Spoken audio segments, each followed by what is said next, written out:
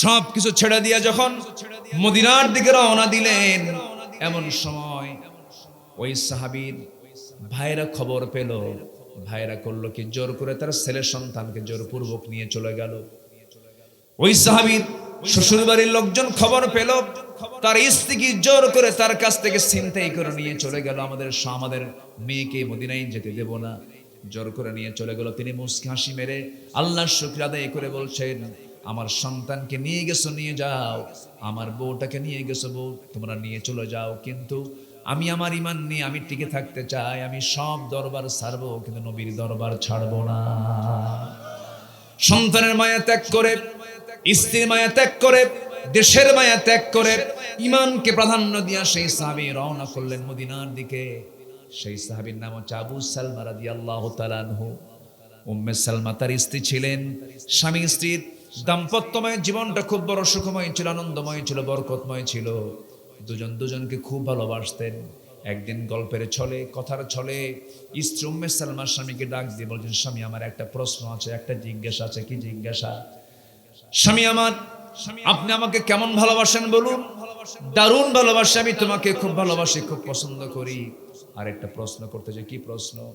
আপনার আগে যদি আমি উম্মে সালমা দুনিয়া থেকে বিদায় নেই, আপনি কি আমার মৃত্যুর পরে আমার জায়গায় অন্য কোনো মহিলা আনবেন নাকি? আপনি কি বিয়ে করবেন নাকি? এই জাতীয় প্রশ্ন প্রত্যেকটা মহিলার মনে মনে আসে না নাই? হ্যাঁ, আছে কি না? কারো না কারো জীবনে দুই একবার তো এই সম্মুখীন হয়েছেন যারা বিয়ে শাদী করছেন। কি প্রশ্ন করেন এরকম? তুমি তো কিরকম মোহাব্বত করো, মরে গেলেই তো বিয়ে করবা, কি ঠিক আছে না এরকম? এটা কিন্তু বলে, এটা মেয়েদের নেচার। দেখছেন কি কয়? Bad habit. কে যেন কইছে ব্যাড হ্যাবিট। না, এটা বলবো না, এটা তাদের নেচার। এই কথা যখন বলে ফেলছেন ওই মহিলা সাহাবী, পুরুষ সাহাবী আবু সালমা মুস্কি হাসি মারলেন। হাসি মেরে বলছেন, স্ত্রী আমাকে তুমি এমন প্রশ্ন আমাকে আক্রান্ত করে ফেললে, আমি কি জবাব দেব? তুমি বলে দাও। তিনি বলছেন, না তুমি জবাবটা দিয়ে দাও না, তোমার কি পছন্দ, তোমার পছন্দ আগে শুনি। উম্মে সালমা বলছেন, আমার স্বামী আমার পছন্দ হলো, আমি আপনাকে যেহেতু দারুণ ভালোবাসি, আপনি আমাকে দারুণ ভালোবাসেন, আপনার আগে যদি আমার মরণ হয়ে যায়, আমি যদি দুনিয়া থেকে বিদায় হয়ে যাই, আমার জায়গায় আপনি আমার জায়গায় কোনো অন্য কোনো মহিলাকে স্থান দিতে পারবেন না, এটা আমার কামনা। আবু সালমা রাদিয়াল্লাহু তাআলা আনহু মুচকি হাসি মেরে স্যাক্রিফাইসের মানসিকতা নিয়ে এবার বলে ফেললেন, যাও, আমি তোমাকে দারুণ ভালোবাসি, এমনটা যদি হয়ে থাকে, যদি আমার আগে তোমার ইন্তেকাল হয়ে যায়, আমি যদি বউহারা যদি হয়ে থাকে দুনিয়াতে, তোমার জায়গায় দ্বিতীয় কোনো মহিলা আনবো না, আমি সারা জীবন আর কোনো বিয়ের দিকে তাকাবোই না, যাও আমি তোমার শখ পূরণ করবো। কিন্তু এটার যদি সম্পূর্ণ উল্টা হয়, তুমি আগে না আমার আগে, যদি আমি আবু সালমা দুনিয়া থেকে আগে বিদায় হয়ে যায়, আমার বিদায় লগন যদি চলে আসে, আমি যদি আগে দুনিয়া থেকে বিদায় হয়ে যাই, তুমি যদি বিধবা হয়ে যাও, আমি তোমার সম্পূর্ণ উল্টা দোয়া করতেছি। এমনটা যদি হয়, আমার মৃত্যুর পরে তুমি যদি পৃথিবীতে বেঁচে থাকো, আল্লাহ যেন আমার চাইতে উত্তম স্বামী যেন আল্লাহ তোমাকে জুটাইয়া দেয়। আমার আল্লাহর কাছে আবু সালমার দোয়াটাই কবুল হয়ে গেছে। কি বইয়ের দোয়া না স্বামীর দোয়া? কৃপণের দোয়া না উদারের দোয়া? বলেন বলেন বলেন। উদারের দোয়া। এবং এটা হচ্ছে ঈমানকে সেভ করার দোয়া, ঈমানকে সেভ করার দোয়া। কষ্ট পাচ্ছেন মনে হয় আপনারা। সঙ্গে সঙ্গে আল্লাহর দরবারে স্বামীর দোয়াটাই মঞ্জুর হয়ে গেল। আবু সালমা তো একাই চলে গেছেন মদিনায়, একটা বছর চলে গেছে। উম্মে সালমা করলেন কি, স্বামীর টানটা চলে আসছে, সন্তানটাকে লুকায় নিয়ে সবার চোখ খড়াল করে রাতের আধারে একাকী রওনা দিয়েছেন। সন্তানকে সঙ্গে করে নিয়ে মদিনা পর্যন্ত চলে গেছেন। মদিনার মসজিদে গিয়ে পৌঁছে গেছেন। ফজরের সময় আজান হচ্ছিল, আজান হলো, নামাজ শেষ হয়ে গেছে। নামাজের পরেই এলান হলো আসসালাতু আলাল মাইয়িত, অর্থাৎ জানাজার নামাজ। কার জানাজা? আজকের রাত্রিতে আবু সালমা দুনিয়া থেকে বিদায় নিয়েছে। যে রাত্রিতে উম্মে সালমা তার স্ত্রী যখন মদিনায় ঢুকছেন, সেই রাতেই তার স্বামী দুনিয়া থেকে বিদায় নিয়েছেন। ঢোকা মাত্রই তিনি শুনতে পেলেন, শোনা মাত্রই তার চোখের পানি আর বন্ধ হয় না। স্বামীর জন্য তিনি বেকারার হয়ে গেছেন, কান্নায় ভেঙ্গে পড়েছেন। রাসূল জানাজা সম্পন্ন করলেন। জানাজা সম্পন্ন হওয়ার পর নবীর কানে সংবাদ আসলো, হুজুর উম্মে সালমা আজকেই মদিনায় পৌঁছে গেছে, আবু সালমা তো মারা গেল। আমার নবীজি জানাজা সম্পন্ন করে বলছেন, ও সাহাবীরা উম্মে সালমার কাছে আমাকে নিয়ে যাও। আমার নবী উম্মে সালমাকে সান্ত্বনা দিয়ে বলছেন, উম্মে সালমা চিন্তা করো না, তোমার কোলে যে সন্তান, এই সন্তান আজকে থেকে আমার সন্তান। কারণ আমি তো এতিমদের লিডার ছিলাম, এতিমের কি দুঃখ এটা আমি ভালো করে ফিল করি। কোনো চিন্তা করবে না, তোমার সন্তানের দেখাশোনার দায়িত্ব আমি রাসূল নিজের কাঁধে উঠায়া নিলাম। আর তোমার বিষয়ে তুমি বিধবা থাকবে না, তোমার সুন্দর বিয়ের বন্দোবস্ত করে দেব। আমার অনেক পছন্দের সাহাবী আছে, ভালো সাহাবী আছে। যেভাবে উম্মে সালমা বলছেন, আমার স্বামী যে দুনিয়া থেকে বিদায় নিয়েছেন, আমার স্বামীর চাইতে উত্তম কোন পুরুষ এই দুনিয়া তার কেউ দ্বিতীয়টা নাই। আমার জানা মতে আমার এই দুনিয়াতে দ্বিতীয় কোনো সেকেন্ড ম্যারেজের কোনো শখ, আমার স্বপ্ন আমার নাই। এই কথা বলা মাত্র রাসূল চুপ মেরে গেলেন। আল্লাহর পক্ষ থেকে আমার নবীকে জানান দেওয়া হলো, হে রাসূল উম্মে সালমার জন্য পৃথিবীতে একজন উপযুক্ত পুরুষ আছে, বিয়ের জন্য তিনি হচ্ছেন কেউ না, আপনি মুহাম্মদ সাল্লাল্লাহু। দোয়া কবুল হয়ে গেছে, স্বামীর দোয়া আগেই আবু সালমা এই দোয়া করে দিয়েছেন। আল্লাহু আকবার, জোরে বলি আল্লাহু আকবার। তাদের সকল ভালোবাসা, সকল মোহাব্বত গুলো ছিল হলো আল্লাহ এবং রাসূল কেন্দ্রিক। আমাদের সকল মোহাব্বত এবং ভালোবাসা করতে হবে আল্লাহ এবং রাসূল কেন্দ্রিক। এটা হচ্ছে ঈমানের সবচেয়ে গুরুত্বপূর্ণ দিক। আল্লাহ রাব্বুল আলামিন বলেন, ইন্নামা আমরুহু ইযা আরাদা শাইআন আন ইয়াকুলা লাহু কুন ফায়াকুন। আমার আল্লাহ যখন কোনো কাজের সিদ্ধান্ত নেন, শুধু বলে দেন কোন হয়ে যাও, সঙ্গে সঙ্গে মাইক্রো সেকেন্ডের আগে তা বাস্তবায়ন হয়ে যায়। জোরে বলি সুবহানাল্লাহ। আমার আল্লাহ সকল সৃষ্টিগুলো খুঁত না নিখুঁত? বলুন বলুন, খুঁত না নিখুঁত? কোন খুঁত আছে? একটা বিল্ডিং বানাতে নিয়ে এখানে রড কম হয়েছে, বেলকুনি ছোট হয়েছে, বাথরুম গুলো ছোট হয়েছে, প্লান উল্টা পাল্টা হয়েছে। আর আমার আল্লাহর দেওয়া ছাদ, বিশাল আকাশ, কোথাও কোনো খুঁত দেখা যায়? কোনো প্রবলেম দেখা যায়? কার অবদান? আসতে বলবেন না, কার অবদান? আল্লাহর অবদান। আল্লাহ যা কিছু করেন সব মেপে মেপে, কোনো কম বেশি তিনি করেননি। যা দিয়েছেন সব মেপে মেপে দিয়েছেন, বিকদারিন, পরিমাণ মতো দিয়েছেন। বেশি হলে বান্দার কষ্ট হবে, বান্দার সমস্যা হয়ে যাবে। আল্লাহ পাক ধরুন এই যে বৃষ্টি, আমরা অনেকে মনে করি বৃষ্টি হচ্ছে না কেন, এটাকে বলি না আমরা, কিন্তু বৃষ্টি হচ্ছে না কেন এটার জবাব, সঠিক জবাব একমাত্র কার কাছে আছে? আল্লাহর কাছে আছে। আল্লাহ রাব্বুল আলামিন বলেন, ওয়াল্লাযী নাযালা মিনাস সামাই মাআন বিকদারিন মাউন বিকদারিন ফাআনশারনা বিহি বালদাতাম মাইতান কাযালিকা তুখরাজুন। জোরে বলুন আল্লাহু আকবার। তিনি সেই মহান রব যিনি আসমান থেকে পরিমিত পানি দুনিয়াতে পাঠায় দেন বিকদারিন। এখানে আলেম উলামা যারা আছেন, পরিমিত পানি পাঠান, যে পরিমাণ পানি আকাশ থেকে নাজিল করেন সেই পরিমাণ পানি তিনি ওয়াটার সাইকেল, পানি চক্রের মধ্য দিয়ে তিনি আবার জমিন থেকে আগে উঠায় নেন। জোরে বলেন সুবহানাল্লাহ। যে পরিমাণ পানি মাটি থেকে দুনিয়া থেকে তোলেন সেই পরিমাণ পানি তিনি আবার পৃথিবীতে আবার বৃষ্টি আকারে নাজিল করেন। এটাকে ওয়াটার সাইকেল বলে, পানি চক্র বলে। এই পানি চক্র, এই পদ্ধতি পৃথিবী কিয়ামত হয়ে যাবে। কেউ কি পারবে? বলেন, কেউ কি পারবে? প্রতি সেকেন্ডে ভূপৃষ্ঠ থেকে প্রায় 16 মিলিয়ন টন পানি বাষ্প হয়ে উপরে ওঠে প্রতি সেকেন্ডে। তার পরিমাণ হলো 16 মিলিয়ন টন। কেউ তো সুবহানাল্লাহ বললেন না? 16 মিলিয়ন টন পানি আল্লাহ তাআলা জমিন থেকে আকাশে তোলেন। ওটা কি মানে ময়লা পানি সহ? কি পানি? ফ্রেশ পানি। সে পানির মধ্যে কোনো ভেজাল নাই, কোনো আর্সেনিক কোন জীবাণু। আমার বন্ধুগণ, প্রতি সেকেন্ডে যদি 16 মিলিয়ন টন যদি পানি বাষ্প হয়ে যায়, বছরের পরিমাণ দাঁড়ায় হলো 513 ট্রিলিয়ন টনে। 513 ট্রিলিয়ন টন পানি আল্লাহ পাক প্রতি বছরে জমিন থেকে তোলেন। এই যে সিস্টেম, এই যে পদ্ধতি, পৃথিবী পরিচালনার পদ্ধতির জন্য সবচেয়ে বড় প্রয়োজন হলো পানি। এই ডিপার্টমেন্ট সম্পূর্ণ কন্ট্রোল করেন তিনি কে? এরপর বান্দাকে আল্লাহ আমারে কি দেখে, আল্লাহ আমারে কি দেখে? কোথায় বঙ্গোপসাগরের পানি?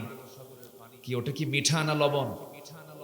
আপনাদের এলাকার পানিও তো একটু লবণ লবণ আছে, একটু টিবল চাপড়ির লবণ লবণ মনে হয় ডাবের পানি খাচ্ছে, একটু লবণ লবণ লাগে।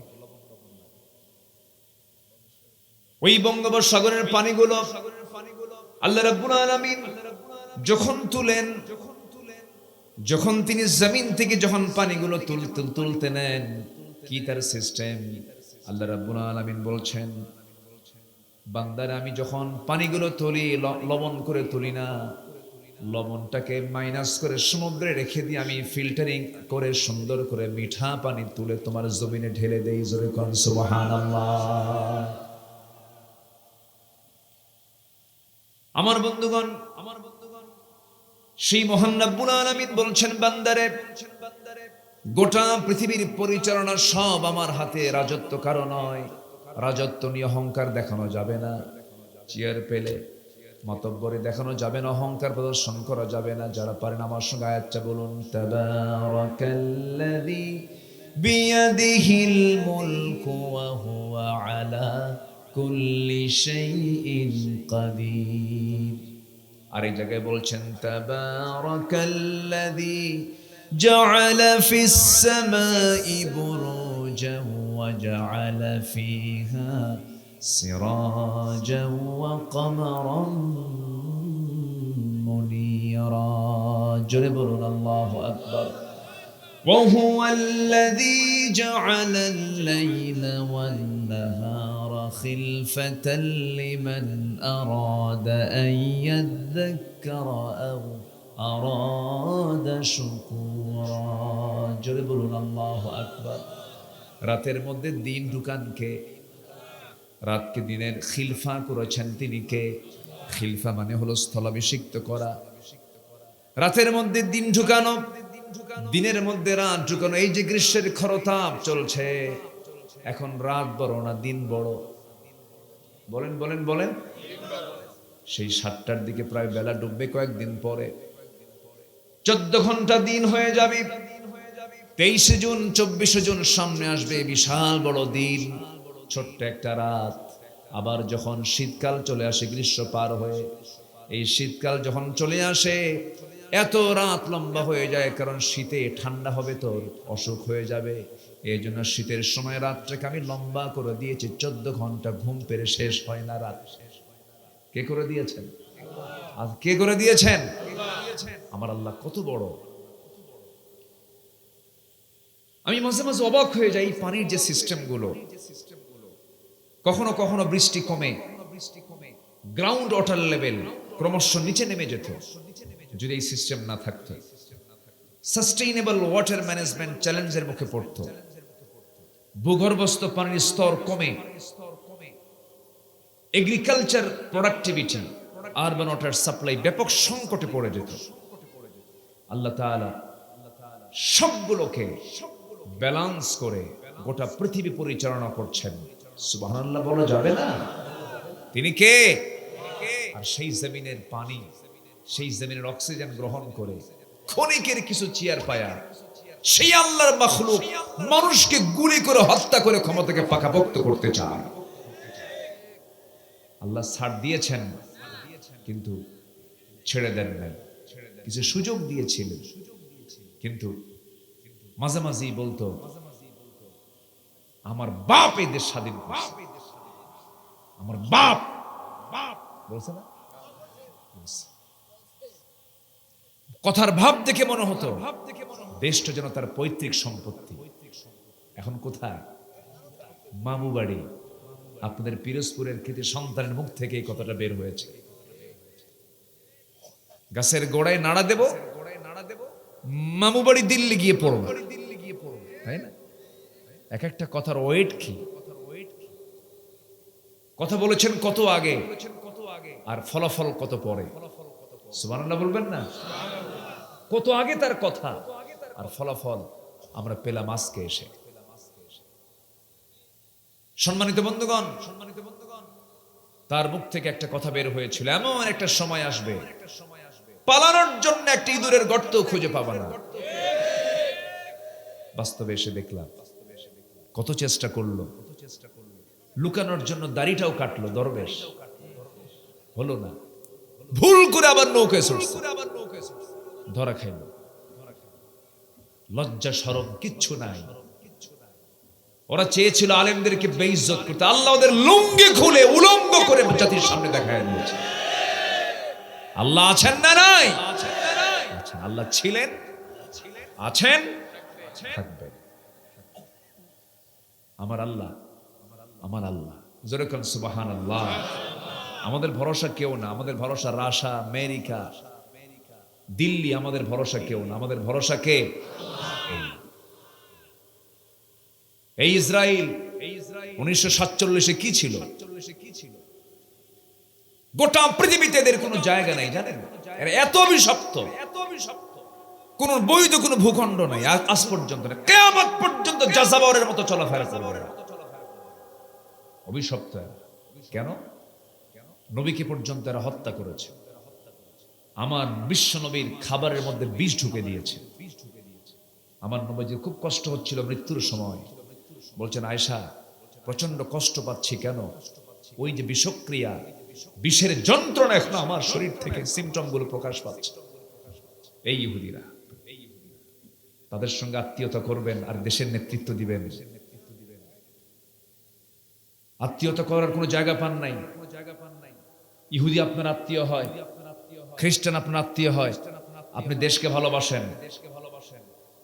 আমরা বিজাতীয় সংস্কৃতির প্রমোটার যারা, বিজাতীয় সংস্কৃতির যারা ধ্বজাধরী, উদ্যোক্তা যারা, তাদের নেতৃত্বে আর বাংলার জমিন আমরা দেখতে চাই না। আল্লাহ কবুল করুন। জোরে বলি আমিন। অনেক কষ্টে ছিলাম আমরা 16 বছর। ফেরাউন বেঁচে ছিল 1600 বছর, এরা ছিল 16 বছর। সংখ্যার যে মিল হলো কেমনে বুঝলাম? সংখ্যার মিল আছে না নাই? শুধু নামটা ভিন্ন, নামটা খালি ভিন্ন, কিন্তু কাম এক। অনেক কিছু করেছে। রাগ করতেছেন নাকি আপনারা? রাগ করলেও কিচ্ছু যায় আসে না আমার। রাগ করেন, ঠিক আছে না? দুঃখ কষ্ট তো আমরা করেছি, কম মারা মারে নাই, দৈহিক নির্যাতন করেছে, অসভ্য ভাষায় গালিগালাজ দিয়েছে। আল্লামা সাঈদীর মতো মানুষকে 2-2.5 মাস রিমান্ডে নিয়েছে। 74 বছর বয়সে তিনি জেলখানায় ঢুকেছেন। 74 বছর বয়সে কি থাকে তার? রাত জেগে জেগে ওয়াজ করে করে লাইফটাই শেষ করে দিয়েছে। সেই লোকটাকে নিয়ে একটানা 2.5 মাস রিমান্ডে নিয়েছে। একটানা 3 দিন এক চেয়ারে বসায় রেখে তাকে প্রশ্ন করা হয়েছে। হিন্দু পুলিশ দিয়ে তার গালে থাপ্পড় মারা হয়েছে। এই দৃশ্যগুলো সহ্য করতে না পেরে কলিজার টুকরা বড় সন্তান মরহুম মকবুর রফিক বিন সাঈদী স্ট্রোক করে ইন্তেকাল করেছে। পৃথিবীতে সবচাইতে বড় বোঝা হলো যখন বাবার কাঁধে যখন সন্তানের লাশ ওঠে। এতগুলো কষ্ট যন্ত্রণা উনি যা সহ্য করেছেন, শেষ পর্যন্ত তাকে বিষ প্রয়োগ করে হত্যাও করা হয়েছে। ফলাফল দিয়েছেন কে? ফলাফল আছে না নাই? ফলাফল আছে না নাই? আমরা ফলাফল কার কাছে চাবো? আমরা কার অপেক্ষায় থাকবো না, আমরা অপেক্ষায় থাকবো একজনের কাছে। তিনি কে? আল্লাহ রাব্বুল আলামিন বলেন, কোনো টেনশন করবা না। فإذا عزمت فتوكل على الله والله يحب المتوكلين ومن يتوكل على الله فهو حسبه যে ব্যক্তি আল্লাহর প্রতি তাওয়াক্কুল করবে ভরসা রাখবে এটাই তার জন্য যথেষ্ট কারো সাহায্য লাগে না জোরে কোন সুবহানাল্লাহ সম্মানিত ভাইয়েরা উঠতে একটু দেরি হলো আমি আসছি কিন্তু বহু আগে মাগরিব পড়েছে এসে এখানে জামাতের সাথে মাগরিবের নামাজ আমি আদায় করতে চেয়েছি কিন্তু আমাকে আদায় করতে দেয়নি আমার নেতৃত্ব বানায় দিয়েছে নামাজ পড়েছি ভাবলাম একটু আগে ভাগে উঠবো এলাকার আপনাদের সন্তান রেদওয়ানুল্লাহ রায়্যান উনি কিছু কথা বলেছেন আমি শুনেছি আল্লাহ তুমি তার কথা কাজে বারাকা দান করো জোরে বলি আল্লাহুম্মা আমিন সম্মানিত ভাইয়েরা এবার মাহফিল সব জায়গায় চলছে আলহামদুলিল্লাহ বলেন সব জায়গায় চলছে এই দেশের সবচেয়ে বৃহৎ যে মাহফিল চট্টগ্রামের রজবালি প্যারেড ময়দান 2006 সালে ওটা লাস্ট হয়েছিল পিরোজপুরের সন্তান তিনি এই মাহফিলটা লাস্ট করেছেন পিরোজপুরের সন্তান বুঝতেছেন আচ্ছা 2006 সাল উনি শুরু করেছেন 77-এ আমার জন্মই হয় নাই 1977 2006 সাল একটানা 29 বছর তিনি মাহফিল করেছেন একটানা 29 বছর 5 দিন ব্যাপী কয়দিন ব্যাপী একজন ব্যক্তি একটা জায়গায় 5 দিন একটানা মাহফিল প্রথম দিন যত লোক দ্বিতীয় দিন তারও বেশি তৃতীয় দিন তারও বেশি চতুর্থ দিন তারও বেশি পঞ্চম দিন আরো বেশি আর একটা মাহফিল করলি বলে না অসম্ভব ব্যাপার আমার সময় হয় না পারবোই না অসম্ভব ব্যাপার পারবোই না কেন প্রতিটি জনপদে যাওয়া উচিত প্রত্যেকটা জায়গায় জায়গায় কোরআনের দাওয়াত দেওয়া দরকার ঠিক কি না উচিত আল্লামা সাঈদী এমন কোন থানা নাই এমন কোন জোন নাই এমন কোন দ্বীপ নাই এমন কোন অঞ্চল নাই যেখানে তার পায়ের ছোঁয়া লাগে নাই সস্তা জনপ্রিয়তা অর্জন করে আল্লাহ দিলের খবর জানেন আল্লাহ সবাইকে ইখলাসের সাথে দ্বীনের প্রচার করার তৌফিক দান করুন জোরে বলি আমিন সম্মানিত ভাইয়েরা সেই 29 বছর মাহফিল 2024 সাল পর্যন্ত এই 18 বছর ফেরেশতারা মাহফিল বন্ধ রাখছিল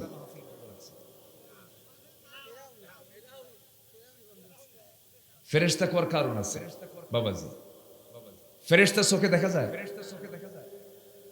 এই 5 আগস্টের পর থেকে যারা ছিল ক্ষমতায় তাদেরকে দেখা যাচ্ছে তো দেখা যায় না ফেরেশতাকে দেখা যায় না এদেরকে ফেরেশতাই আচ্ছা ঠিক আছে এই হলো ফেরেশতা সম্মানিত ভাইয়েরা সম্মানিত বন্ধুগণ সে মাহফিল বছর শুরু হয়েছে 2025 সালের জানুয়ারিতে আল্লাহ তাআলা আমার মতো একজন নগণ্য গোলামকে দিয়ে মাহফিল এবার আল্লাহ পাক শুরু করিয়ে দিয়েছেন সিলেটের এমসি কলেজ মাঠ আঞ্জুমানে খেদমতে কোরআনের মাহফিল বন্ধ ছিল এক যুগ ধরে করতে দেয় না ওরা এটাও এবার শুরু হয়েছে 2010 সালে পাবনার দারুল আমান ট্রাস্টে আল্লামা সাঈদ রাহিমাহুল্লাহ দুদিন ব্যাপী সর্বশেষ তাফসীর মাহফিল করেন 2010 সালের 10 এবং 11 ফেব্রুয়ারি মাহফিল শেষ করলেন 30 জুন তাকে গ্রেফতার করা হলো February March April May June 4 মাস পরে তাকে গ্রেফতার করা হলো 30 জুন 11 সাল থেকে আল্লাহ তাআলা নগণ্য গোলামকে দিয়ে পরপর 4 বছর দুদিন করে মহিলা সমাবেশ সহ 12টা মাহফিল 12টা প্রোগ্রাম অধিবেশন আল্লাহ পাক আমাকে দিয়ে করালেন 2015 সালে সেই পাবনার কোন একটা মাহফিলে আমি যাব গিয়েছি বসেছি আমাকে লক্ষ্য করে গুলি করা হয়েছে মাহফিলে মঞ্চ আগুন ধরিয়ে দেওয়া হয়েছে সব আকাম কুকা মরা করে পরের দিন শুনলাম একটা মামলা হয়েছে, সে মামলার 1 নম্বর আসামি আব্দুল্লাহ আমিন। কত বড় জুলুমতন্ত্র তারা চালিয়েছিল, সেই সংকট আমরা পার করেছি। আমরা এটার পুনরাবৃত্তি দেখতে চাই না। আমরা নতুন বোতলে পুরাতন মদও দেখতে চাই না। আমার কথা কি বুঝতেছেন? কোন চাঁদাবাজদের অস্তিত্ব আমরা দেখতে চাই না। কোন সন্ত্রাসী ভূমিদস্যুদের কোন অস্তিত্ব আমরা বাংলার জমিনে আর দেখতে চাই না। আমরা সচেতন হব। আমরা যদি সচেতন হই, নেতাও সচেতন হবে, ঠিক কিনা বলেন? আর আমরা যদি চুপচাপ থাকি, নেতা কিন্তু আবার ওই আগের চরিত্র ফিরে আসবে। আমরা সচেতন হব, জোরে বলি ইনশাআল্লাহ। অচেতন কোন বান্দাকে আল্লাহ জান্নাত দেবেন না। সচেতন থাকতে হবে। তা'মুরুনা বিল মা'রুফ ওয়া তানহাউনা আনিল মুনকার। এটা কি অচেতনের কাজ না সচেতন ব্যক্তির কাজ? ইমানদার কি হবে? অচেতন না সচেতন? ও যা করে করুক, ও যা করে হোক, আমার কি দেখার ঠেকা আছে? এটা কি ইমানদারের কথা? ইমানদার অচেতন থাকবে না সচেতন থাকবে? আমি চুরি করব না, কাউকে চুরি করতে দেব না, চুরি করলে আইন করে পাশ করে হাত কেটে দেব। এটা হচ্ছে ইমানদারের কাজ। যা করো করো, এগুলো হচ্ছে মুনাফিকদের কথা। কাদের কথা বলেন? মুনাফিকদের কথা। আমি সূরা মুনাফিকুন থেকে প্রথম থেকে 3টা আয়াত আমি তেলাওয়াত করেছি আমার অভ্যাস অনুযায়ী। এই 3টা আয়াতকে সামনে রেখে কিছু কথা বলতে চাচ্ছি। আমাকে সময় দেওয়া যাবে তো? জোরে বলি ইনশাআল্লাহ। আমরা যে এত ইবাদত করি, এত চাই, এত দোয়াগুলো যায় কই? চাওয়া কি কম চাই? আল্লাহ আমারে দাও, আমারে মাফ করে দাও, কিন্তু দোয়াগুলো যায় কোথায়? দোয়াগুলো কবুল হয় না কেন? দোয়া কবুলের বাধাগুলো কি? ইবাদত কবুলের বাধাগুলো কি? আমি এটা আজকে একটা একটা করে বলবো। মোটামুটি 10টা কারণে আমাদের দোয়া, আমাদের ইবাদতগুলো কবুল হয় না। কি শুনতে রাজি আছেন সবাই? আমাকে সময় দিচ্ছেন তো? খুব বেশি সময় নেব না, একটু বসেন, আমরা সব দিকেই তাকাবো। আমাদের দেশে মাশাআল্লাহ আপনারা বরিশালের মানুষগুলো অনেক সচেতন। মাহফিল আপনারা খুব দ্রুতই শেষ করে দেন। আজকে একটু মনে একটু বিলম্ব হয়েছে, 7টার দিকে বেলা ডুবছে তো, কিন্তু শীতকালে আপনাদের 10টার মধ্যে মাহফিল শেষ হয়ে যায়। কিন্তু আমার দেশে কিছু কিছু বিচিত্র এলাকা আছে, যেরকম ময়মনসিংহে একটা মাহফিল আমার ছিল বছর কয়েক আগে। আমি রাত 8টার দিকে মাহফিলে গেলাম। কমিটি আমাকে বললেন, হুজুর খাওয়া দাওয়া করেন। খাইলাম। হুজুর বালিশ দিলাম, কম্বল দিলাম, ঘুমান। তো বললাম ঘুমাবো তো ওয়াজ মাহফিল কখন? আমার আলোচনা কখন? হুজুর আপনি ঘুমান, গত বছরের প্রধান বক্তা যে সময় উঠছে তার চেয়ে 1 ঘন্টা আগে উঠায় দেওয়া হবে। আমাকে রাত 3টার দিকে ডাক দিল। রাত কটায়? রাত 3টায়। সেই সময় কি জাগ্রত জাতি না ঘুমন্ত জাতি? ঘুমন্ত জাতির সামনে কি জায়গা থেকে ওয়াজ করবেন? বক্তাও ঘুম, শ্রোতাও ঘুম। এদিক থেকে বরিশাল কিন্তু অনেক অ্যাডভান্স। মোটামুটি আপনারা খুব তাড়াতাড়ি শীতের দিনে মাহফিলগুলো শেষ করে থাকেন। এখন গরম তো 1 ঘন্টা একটু আমরা পিছে চলে গেছি, এতক্ষণ মাহফিল এদিকে শেষ হয়ে যাওয়ার কথা। তো আসুন আমরা মূল পয়েন্টের দিকে যাচ্ছি। ইবাদত কবুলে, দোয়া কবুলে 10টা বাধা, 10টা অন্তরায়। শুনতে রাজি আছেন তো সবাই? একদম কানকে খাড়া করে মনোযোগ দিয়ে কতগুলো শুনবেন। এই 10টা কাজ যদি জীবন থেকে মাইনাস করতে পারি, যা চাবো তাই কবুল। আল্লাহ শুনবেন না কেন?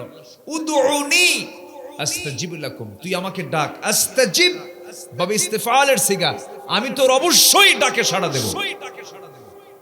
আমি ডাকতে ভুল করলেও আমার যদি ইখলাস থাকে, আমি চাই নাই কিন্তু আমার মন চায়, আল্লাহ তাও কবুল করবেন।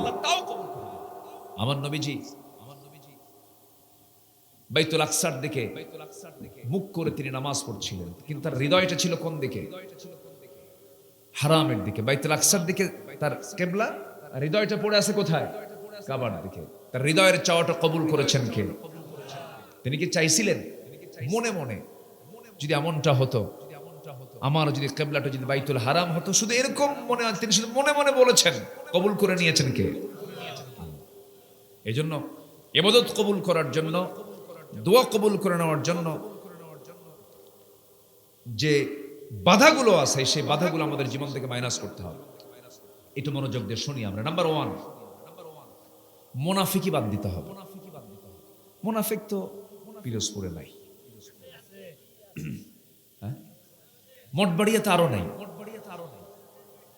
প্যাঁচপুস লাগায় প্যাঁচটাস লাগায়, মেয়ের বিয়ে ভেঙ্গে দেয়, মেয়ের বিয়ে ভেঙ্গে দেয়, ভাঙ্গে, ছেলের বিয়ে ভাঙ্গে। ওরা তো মানুষই না, ওরা তো জানোয়ার। কি এগুলো এগুলো আছে না নেই বলেন? সাবউল মুবিকাত, 7টা ধ্বংসকারী জিনিস আছে। এর মধ্যে একটা হলো সতীসাধ্যী নারীকে যারা মিথ্যা অপবাদ চাপিয়ে দিবে। মেয়েটা ভালো, বিয়ে ভেঙ্গে দেয়, আছে আছে কি না? এদের কোনো দোয়া কবুল করবেন না কে? আসতে বলবেন না, কে কবুল করবেন না? মুনাফিক কারা? আল্লাহ রাব্বুল আলামিন বলেন, সূরা মুনাফিকুন দিয়েছেন মুনাফিককে চেনার জন্য। ইযা জাআকাল মুনাফিকুন ক্বালু নাশহাদু ইন্নাকা লারাসূলুল্লাহ ওয়াল্লাহু ইয়া'লামু ইন্নাকা লারাসূলুহু ওয়াল্লাহু ইয়াশহাদু ইন্নাল মুনাফিকিনা লাকাযিবুন। জোরে বলুন আল্লাহু আকবার। মুনাফিক কারা? মিথ্যা বলে যারা। কার কথা? মিথ্যা যারাই বলবে তারাই মুনাফিক। ইন্নাল মুনাফিকিনা লাকাযিবুন। এটা মোল্লার কথা না, আল্লাহর কথা। এখানে যারা বসে আছে আমরা জীবনে কোনোদিন মিথ্যা কথা বলি নাই। হ্যাঁ, দূরে যাবেন কই? নিজের মধ্যেই তো সমস্যা। ওষুধ কিন্তু নিজের মধ্যেই দেওয়া লাগতেছে। মিথ্যা কথা বলি আমরা। অনেকে চুপ করে আছে, মনে সব ফেরেশতা। এই মিথ্যা আছে কিনা বলেন? আছে? তাহলে ওষুধ কি দেওয়া দরকার? শোনেন, এই পৃথিবীতে একজন মানুষ যার জীবনে একটা কৌতুক করো মিথ্যা মুখ থেকে কোনোদিন বের হয় নাই, কৌতুক মিশ্রিত মিথ্যাও তিনি বলেন নাই, তিনি হচ্ছেন মুহাম্মদ সাল্লাল্লাহু আলাইহি ওয়াসাল্লাম। তিনি এত সরল ছিলেন, ডানে তাকাবেন, ঘাটটা ঘুরায়া তাকাতেন, আর চোখে তাকাতেন না। আর চোখে তাকানোটাও তিনি পছন্দ করতেন না। ডান দিকে তাকানোর প্রয়োজন, সরলতা নিয়ে তিনি গোটা দেহ ঘুরায়া তিনি তাকাতেন।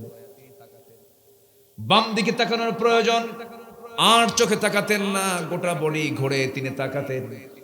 রাস্তায় যখন হাঁটতেন কখনো বুক উঁচু করে হাঁটতেন না, তিনি মাথাটা একটু নিচু করে 2টা পায়ের বৃদ্ধাঙ্গুলের দিকে নজর দিয়ে দিয়ে তিনি আস্তে আস্তে জমিনে হাঁটতেন। কারণ বিনয়ী বান্দা কখনো অহংকার করে জমিনে হাঁটবে।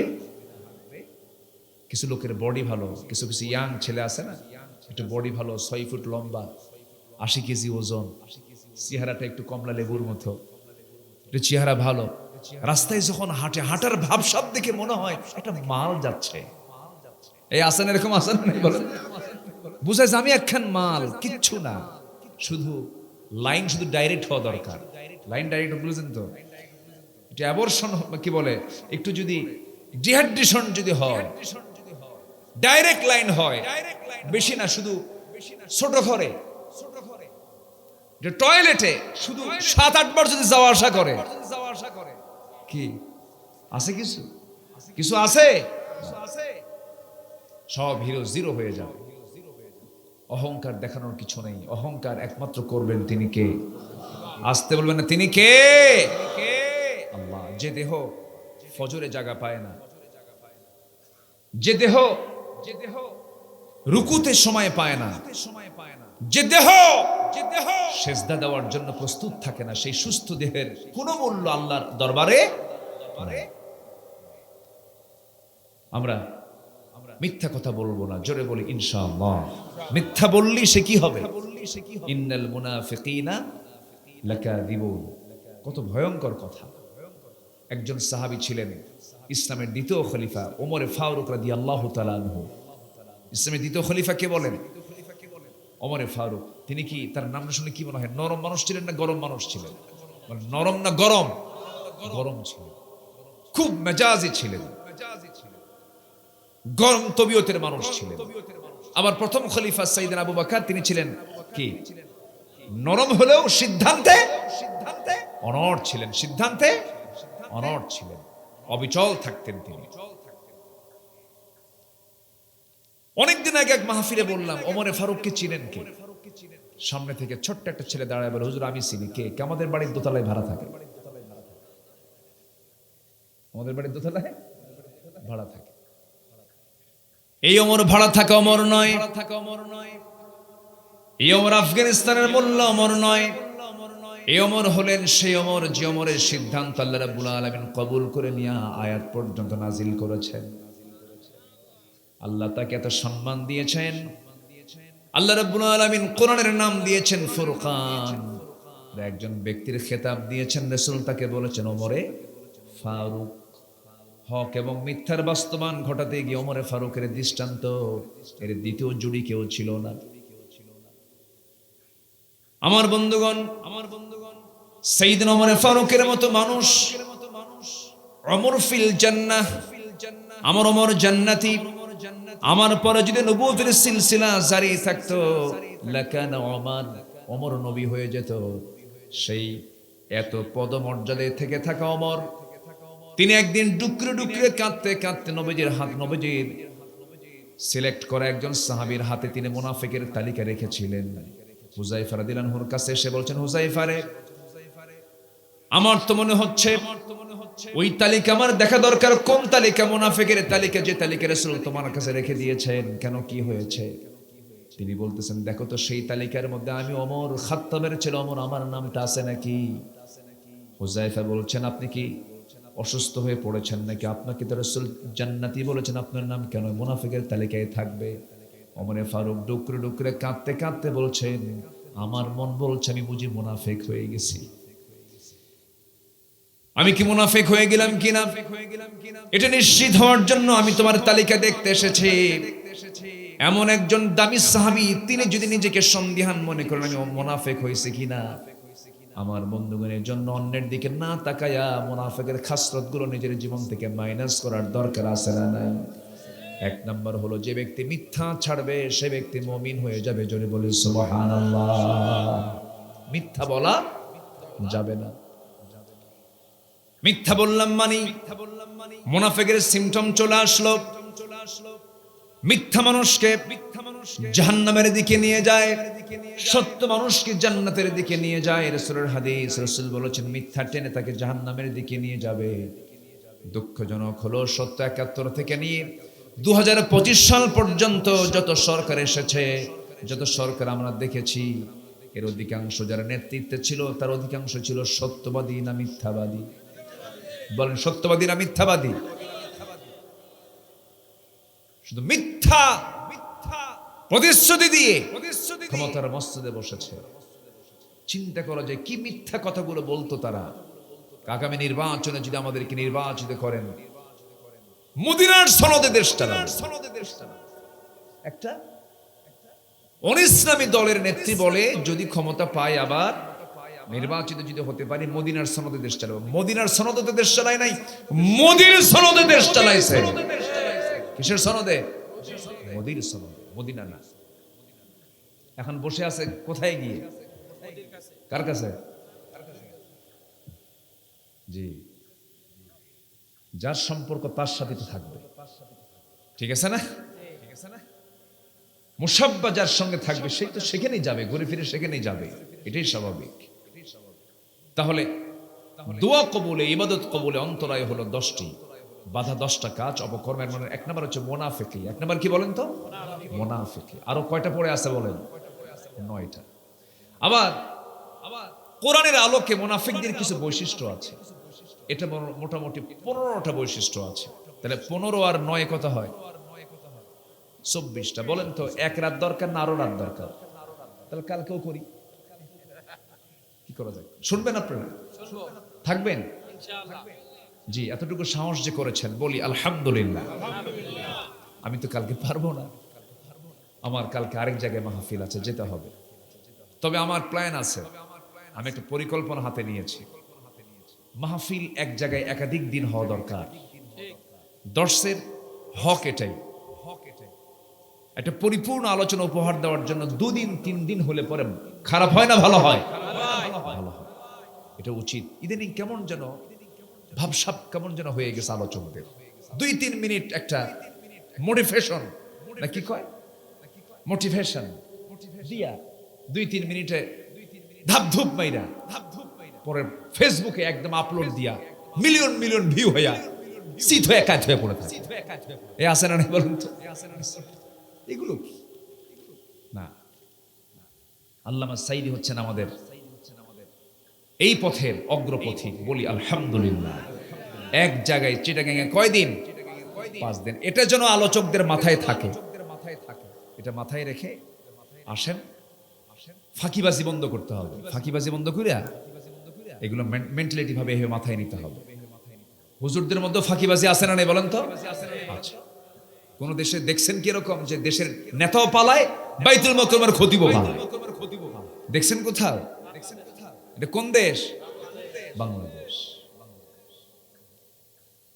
কওমি জননী না? কি জননী? কওমি জননী। এটার খেতাব দিয়েছিলেন তিনি এক খেতাবে, একদম গোপালগঞ্জ থেকে টাইনা নিয়ে বাইতুল মুকাররম খতিব বানায় দিয়েছে। কওমি জননী বানাইছে। এটার পুরস্কার হলো কিসের খতিব হলো? বাইতুল মুকাররমের খতিব হয়ে গেল। যেদিন পালাইছে খতিবও নাই।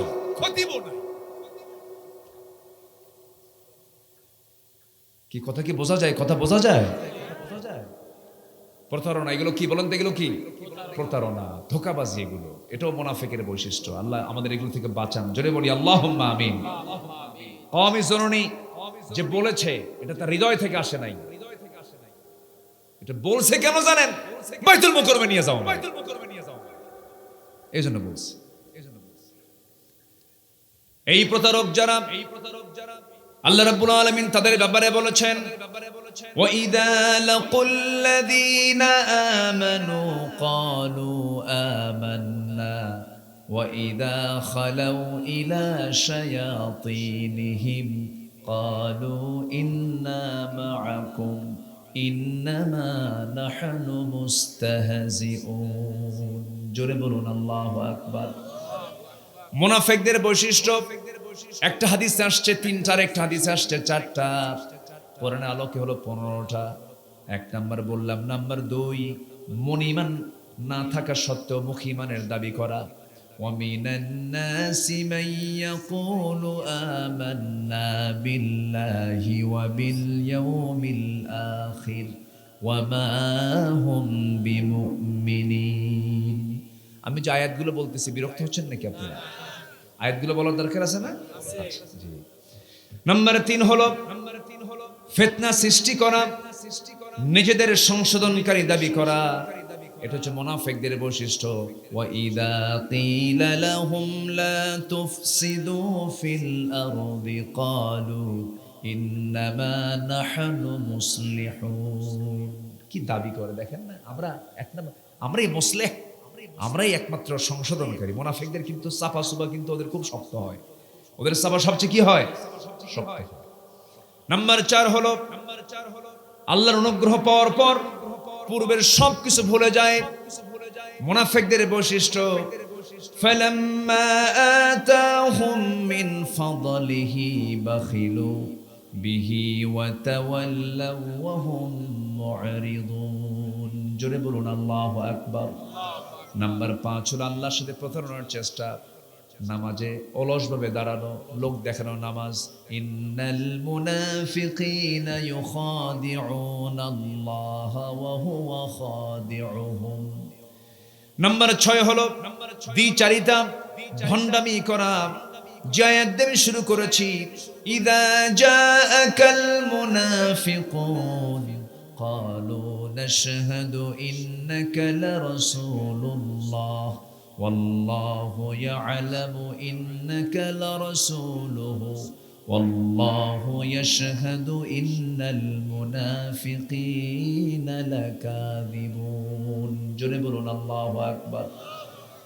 নাম্বার 7 হলো ধর্ম কি পার্থিব স্বার্থের জন্য ব্যবহার করা, শপথকে ঢাল হিসেবে গ্রহণ করা।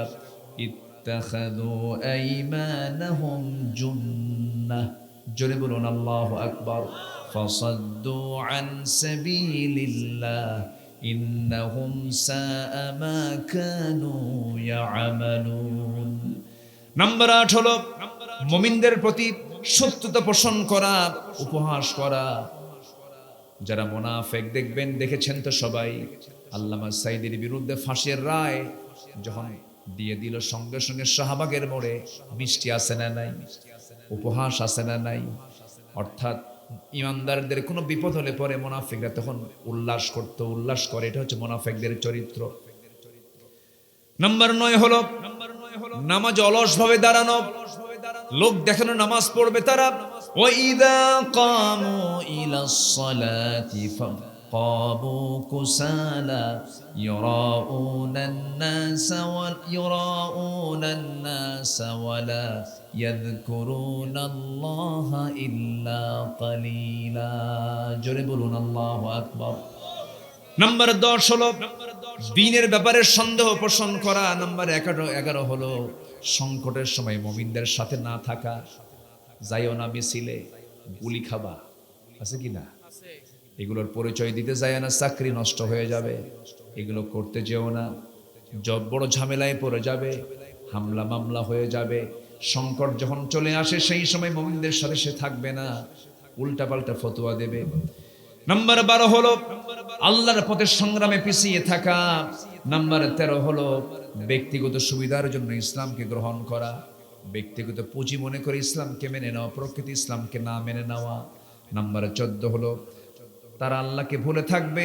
নাম্বার 15 হলো তারা অসৎ কাজে নির্দেশ দেবে, সৎ কাজের তারা বাধা দেবে। আল মুনাফিকুনা ওয়াল মুনাফিকাত বা'দুহুম মিন বা'দি ইয়া'মুরুনা বিল মুনকারি ওয়া ইয়ানহাউনা 'আনিল মা'রুফ ওয়া ইয়াকবিদুনা আইদিয়াহুম নাসুল্লাহা ফানাসিয়াহুম ইন্নাল মুনাফিকিনা হুমুল ফাসিকুন। আল্লাহ পাক এক জায়গায় বলছেন মুনাফিকরা হলো মিথ্যুক, আর এখানে মুনাফিকরা হলো ফাসিক। মুনাফিকরা কি? ফাসিক। এই 15টা বৈশিষ্ট্য যার মধ্যে পাওয়া যাবে সে হচ্ছে মুনাফিক। কোরআনের আলোকে, কিসের আলোকে বলেন? কোরআনের আলোকে। আমরা কি মুনাফিক থাকবো? মুনাফিক তো নাই আমরা, আবার মুনাফিক থাকবো কেন নাকি? আমরা মুসলমান। জি, কি সুন্দর করে বলে ফেলেছেন। বলি আলহামদুলিল্লাহ, আমরা মুসলমান। আমরা কি বলেন? আমরা আহলে হাদিস বুঝি না, আমরা হানাফি বুঝি না, আমরা কোন পীরের দরবার বুঝি না, আমরা সুন্নি বুঝি না, আমরা কোন নির্দিষ্ট দলের মধ্যে সীমাবদ্ধ থাকতে চাই না। সংকীর্ণতা দূর করে আকাশের মতো হৃদয় বানিয়ে গোটা পৃথিবীর মুসলিম উম্মাহ একটা দেহের মতো মনে করে সামনে সবাইকে ভ্রাতৃত্বের প্ল্যাটফর্মে যদি আমরা এক হতে পারি, গোটা দুনিয়ার নেতৃত্ব মুসলমানদের হাতে চলে আসবে। তবলিগ বলে চিল্লা না দিলে তো কিছুই হয় না। পীরের দরবার বলবে মুরিদ না হলে তো দামই নাই। দল বলবে শপথ না নিলে তো কিসের আলেম? ঠিক কিনা বলেন? এক একজন এরকম করে বলবেন, কড়া হবেন, কোনো কাম হবে না। আসেন না আমরা বলে ফেলি হুয়া সাম্মাকুমুল মুসলিমিন, এবং ওমান আহসানু ক্বাওলা মিম্মান দাআ ইলাল্লাহি ওয়া আমিলা সালিহান ওয়া ক্বালা ইন্নানি মিনাল মুসলিমিন। আমি মুসলমান। আমি কি বলেন? যেরকম আমি কি বলেন? মুসলমান। আপনি শপথ নিবেন না?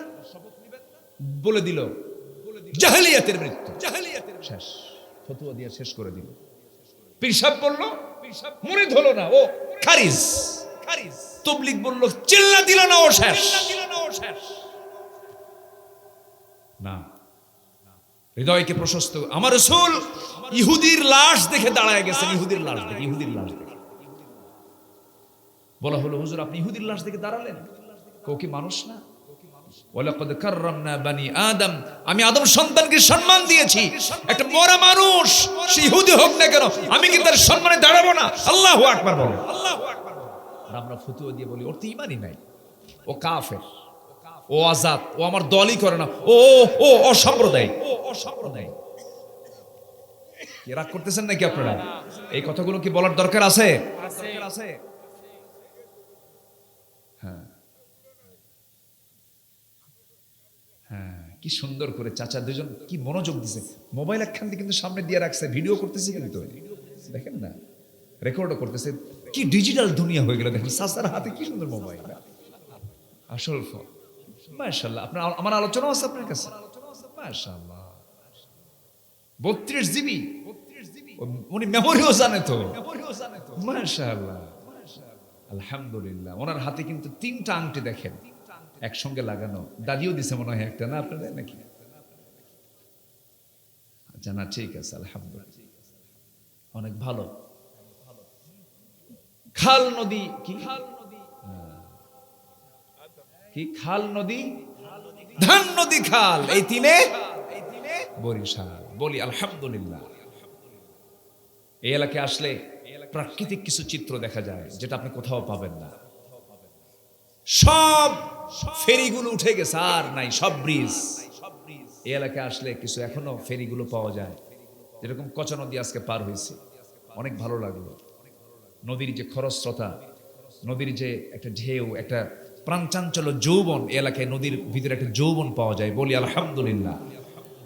ইন্ডিয়া তো ওই উজানে ফারাক্কা বাদ দিয়া পদ্মা মেরে ফেলছে, একদম পদ্মা শেষ করে দিয়েছে। ওরা তো আমার দেশকে শেষ করতে চায়। আস্তে কন কেন, আস্তে কন কেন? পৃথিবীর কোন নদী আইনে এই বিধান নাই যে উজানে কেউ বাঁধ তৈরি করতে পারে। সে বাঁধ তৈরি করেছে 71-এর পর, 71-এর আগে পারে নাই। কারণ 71-এর আগে যদি ওখানে বাঁধ তৈরি করতে যেত, বম্বিং মেরে উড়ায় দিত, ঠিক কিনা? আমরা দেশ স্বাধীন হয়ে আমরা কি পাইছি? ফারাক্কা বাঁধ উল্টা দিছে, টিপাই মুখে বাঁধ দিছে, দিয়া সব নদী শেষ। আমরা মরার মধ্যে পড়ে আছে। খরা, মরা হলে কি, খরা হলে কি, যাক, আসেন আমরা মূল আলোচনার দিকে চলে যাই। ইবাদত কবুল হয় না, দোয়া কবুল হয় না, কয়টা কারণে বলেন? এর মধ্যে বলেছি কয়টা? আবার মুনাফিকদের বৈশিষ্ট্য বলেছি কয়টা? 15টা। দেখেন, শর্ট করে কিন্তু বলতেছি, সমস্যা নাই। আমি একদম সময় মতো আমি শেষ করে দেব। জোরে বলি ইনশাআল্লাহ। ইবাদত কবুলে বাধা হলো 10টা বিষয়। নাম্বার 1 বললাম মুনাফিকি করা। নাম্বার 2 হলো আল্লাহ এবং রাসূলের সঙ্গে চরম অবাধ্যতা করা, সীমা লঙ্ঘন করা। আমার রাসূলের সঙ্গে অবাধ্যতা, আমার নবীর সুন্নতের সঙ্গে অবাধ্যতা মনে হয় আমার দেশে নাই। আসতে বলবেন না, আছে না নাই? বলেন আছে। আল্লাহ রাব্বুল আলামিন বলেন, وَمَن يَعْصِ اللَّهَ وَرَسُولَهُ وَيَتَعَدَّ حُدُودَهُ يُدْخِلْهُ نَارًا خَالِدًا فِيهَا وَلَهُ عَذَابٌ مُهِينٌ। সূরা নিসা আয়াত নম্বর 14। যে ব্যক্তি আল্লাহ এবং রাসূলের সঙ্গে যারা সীমা লঙ্ঘন করবে, তাদের জন্য আল্লাহ রাব্বুল আলামিন নারান খালিদান, স্থায়ী জাহান্নাম কি আরামের জায়গা নাকি? জাহান্নাম তো বড় ভয়ঙ্কর। জাহান্নাম আল্লাহ রাব্বুল আলামিন বান্দার জন্যই বানিয়েছেন, আবার জান্নাতও বান্দার জন্য বানিয়েছেন। একদিন এক পয়গম্বর, আল্লাহর নবী, কোন নবী আপনাদেরকে একটু বলতে হবে, আল্লাহকে প্রশ্ন করছেন। আল্লাহ একটা প্রশ্ন করি, কি প্রশ্ন? আল্লাহ, তুমি তো রহমান, হ্যাঁ, তুমি তো রহিম, হ্যাঁ, তুমি রহমান, তুমি রহিম, সবচেয়ে বেশি দয়া তোমার, সবচেয়ে বেশি করুণা তোমার। এত বড় দয়া, তুমি দয়ার প্রভু, তুমি জাহান্নাম বানালা কেন? তুমি কেমনে বান্দাকে জাহান্নাম দিবা বলেন তো? এই প্রশ্ন কে করতে পারে? এই তো দেখছে, কোন নবী কিন্তু এরকম করে প্রশ্ন করেন নাই। এই নবী মাঝে মাঝে করে এরকম মাঝে মাঝে প্রশ্ন করতেন। একদিন প্রশ্ন করা হলো, মুসা, সবচেয়ে এই পৃথিবীতে সবচেয়ে বড় জ্ঞানী কে? কামি কে বলেন তো? উনি একটু ভিন্ন প্রকৃতির নবী ছিলেন, উনি আলাদা ধরনের নবী ছিলেন। সব নবীর তবিয়ত ছিল এক ধরনের, এই নবীর তবিয়তটা ছিল একটু ভিন্ন ধরনের। সব নবী ছিলেন স্বাভাবিক রাগওয়ালা, আর ইনি একটু বাড়তি ছিল, খুব রাগ ছিল। রাগের ঠেলায় তাফসীর আসছে, মাথার চুলগুলো খাড়া হয়ে টুপি ভেদ করে বের হয়ে, এত রাগ ছিল তার। এই রাগটা দরকার ছিল, কারণ ওনার প্রতিদ্বন্দ্বী ছিল কে? বলেন কে ছিল? ফেরাউন। খুব রাগী নবী ছিলেন। বনি ইসরাইলের নবী তো। বনি ইসরাইল কি সোজা জাত না বাঁকা জাত? বাঁকা জাত। এই নবীর এই মানে জাতির নবী ছিলেন মুসা আলাইহিস সালাতু ওয়াস সালাম। কম ডিস্টার্ব করছে তাকে। হঠাৎ করে ফেরাউন একদিন বলে ফেললো, মুসার তো অস্ত্রপাতি ঠিক নাই। অস্ত্রপাতি ঠিক নাই মানে কে? মুসা যদি আল্লাহর নবী হয় তো এরকম খুঁত হবে কেন? কে মুসার তো একটা ছোট একটা বড়, মানে এক শিরা বেরাম। এই আমার কথা বুঝতেছেন না? আচ্ছা, এই অভিযোগ যখন তার বিরুদ্ধে দিল, বলেন তো এই নবীর এই সমস্যা, কোন নবী খুঁতওয়ালা ছিলেন না, পৃথিবীর সব নবী ছিলেন ওই যুগের সবচাইতে সুপুরুষ মানুষ ছিলেন। আল্লাহু আকবার বলেন। কোন নবীর চেহারা অসুন্দর ছিল না, কোন নবীর দৈহিক কোনো প্রবলেম ছিল না, সব নবীকে নিখুঁত করে জাতির সামনে প্রেজেন্ট করেছেন তিনি কে? কি অভিযোগ দিল, কি ব্যারাম? এলাকে কি কয়, একসাথে তো। এই অভিযোগ যখন এই নবীর কানে যখন আসছে, বলতে এই নবী কি ঠিক থাকার কথা? শোনা মাত্রই তিনি বলেন, আল্লাহ শোনো, এই প্রবলেম তো আমার মধ্যে নাই, আমি তো সহ্য করতে পারতেছি না, তুমি আল্লাহ কেমনে সহ্য করো? তাড়াতাড়ি ফয়সালা করো। জোরে বলেন সুবহানাল্লাহ। আল্লাহকে খুব ভালোবাসতেন মুসা আলাইহিস সালাতু ওয়াস সালাম, এত ভালোবাসতেন যে আল্লাহ ডাইরেক্ট তার সঙ্গে কথা বলতেন, ফেরেশতা লাগতো না। ওয়া কাল্লামাল্লাহু মুসা তাকলিমা, ডাইরেক্ট কথা হতো। ভিডিও কল না অডিও কল? Audio call. কিসে কথা হতো বলেন তো? অডিও কলে। বহুদিন এভাবে কথা চললো, হঠাৎ করে একদিন বলতেছে, আল্লাহ শোনো, অডিও কল মারছে, আজকে ভিডিও কল মারবো। কি বলেন, কি কল? Video call. আল্লাহ বলেন তোমার ভিডিও অপশনই নাই, ওই যে এই মার্কা মোবাইলে ভিডিও নাই, শুধু অডিও হবে, ভিডিও হবে না। লান তারানি, আমাকে দেখতে পাবে না, শুধু কথা হবে। কিন্তু এই নবী যা বলতেন বলি ছাড়তেন, করি ছাড়তেন। আল্লাহ শোনো, দেখি বা না দেখি চেষ্টা করি, আমি যাব তোমারে দেখতে। আল্লাহ বলেন তুর পাহাড়ে আয়, ও তিন ও জৈতুন, এরপরে কি? অতুরি সিনিন, আসো তুর পাহাড়ে আসো। চলে গেছেন, দেখার চেষ্টা করেছেন, দেখতে পেয়েছেন? এই দুনিয়াতে কোনো বান্দা আল্লাহকে দেখতে পাবে না। দেখবো আমরা জান্নাতে তৃপ্তি ভরে। জোরে বলি ইনশাআল্লাহ। আমরা আল্লাহকে দেখতে রাজি আছি না ইনশাআল্লাহ? কোথায় গিয়ে দেখবো? অত টিকিট কাটতে হবে কিসের? বলেন বলেন বলেন, কিসের কিসের টিকিট কাটতে হবে? টিকিট পাওয়া যাবে কোথায়? এই যে কোথায় পাওয়া যাবে, কোথায় পাওয়া যাবে? ওরাবে। এটা এমন একটা ম্যাপ, এখন কি আর কেউ কাউকে জিজ্ঞাসা করে, ভাই অমুক জায়গায় যাবো, কোন দিক দিয়ে যাবো, জিজ্ঞাসা করে? জিজ্ঞাসা কিন্তু বন্ধ হয়ে গেছে। এখন মোবাইল আছে, গুগল ম্যাপে শুধু বলবে যে আমি কুয়াকাটা যাব, বাস কোথায় ফেরি আছে, কোথায় ফেরি নাই, কোনটা রাস্তা কম, কোনটা রাস্তা বেশি, সব গুগল বলে দেয়। চরখালি চলে গেছেন, চরখালি ডান দিকে যান, ভান্ডারিয়া ক্রস করেন, ঝালকাঠি পার হন, বরিশাল দেন, ওই দিক দিয়ে বরিশাল ইউনিভার্সিটির পাশে দিয়া ব্রিজ একখান পার হইয়া কুয়াকাটার দিকে চলে যান। কাউকে বলা লাগে না, গুগল ম্যাপ এটা বলে দিচ্ছে। আল্লাহ তাআলা কোরআনটাকে এমন ম্যাপ আকারে বানিয়েছেন, এটা এমন একটা ম্যাপ, বান্দা যদি ভালো করে কোরআনটাকে আত্মস্থ করতে পারে, কোরআনটাকে সৌন্দর্য করে যদি বুঝে আমল করতে পারে, এর মধ্যে এমন একটা ম্যাপ আছে, যে ম্যাপ দেখতে দেখতে বান্দা সোজা জান্নাতের দরজায় গিয়ে কোরআন থেকে পৌঁছায় দেবে। জোরে কোন সুবহানাল্লাহ। জান্নাতে যাওয়ার ম্যাপ কি বলেন? আরো জোরে, আরো জোরে। শুধু ঠিক মতো একটু অপারেটিং করতে হবে। অপারেট করলেই, অপারেটর যদি অপারেটিং যদি ঠিক মতো করে, তাহলে জান্নাত তার নিশ্চিত। কি দিয়া, কি দিয়া, কি দিয়া, কি দিয়া বলেন? কোরআন। আমার বন্ধুগণ, মুসা আলাইহিস সালাতু ওয়াস সালাম বলেন, আল্লাহ তুমি নাকি দয়া, তুমি নাকি দয়ালু, তুমি তো মেহেরবান, তুমি তো রহমান, তুমি জাহান্নাম কেন বানালা? তোমার কি কষ্ট হবে না বান্দাকে জাহান্নাম দিতে? দেখছেন কি জায়গা মারছেন, একদম জায়গা মতো একটা গুদা মারছেন। তোমার কি কষ্ট হবে না? তুমি বান্দাকে আদর কইরা বানায়া সেই বান্দাকে জাহান্নাম দিবে, এটা কেমন কথা? যুক্তি আছে না নাই? এই কথা বলার সঙ্গে সঙ্গে আমার আল্লাহ বলেছেন, মুসা আমি তোমাকে দায়িত্ব দেব। কি দায়িত্ব? সে দায়িত্ব হলো তুমি গম লাগাও। কি লাগাও? গম। গম গম এলাকা হয় নাকি? হ্যাঁ, গম হয় না? গম কি লাগায় না ছিটায়? বীজ ছিটায়, এটা কিন্তু লাগায় না। ধান বপন করে, তাই না? ধান এটা লাগায়, ওটা বীজ এটাকে বড় করে এরপরে গাছটা লাগায় দেয়। কিন্তু গম কি ওরকম করে না? গম কি করে? ছিটায় দেয়। এরপরে কি বলে, সরিষা, সরিষা কি করে? ছিটায় দেয়। গমের আবাদ করো মুসা। গম ছিটায় দিলেন, গম বড় হলো, গম পাকলো। এরপরে গমগুলো কেটে টেনে নিয়ে তিনি বাড়িতে নিয়ে চলে আসলেন। অবশিষ্ট যে গমগুলো ছিল সব গম তো নিয়ে আসা সম্ভব হয় না, কিছু থাকে না, কিছু গাছ থেকে যায়, নাড়াগুলো থেকে যায়, সেগুলো তো আগুন ধরায় দিলেন।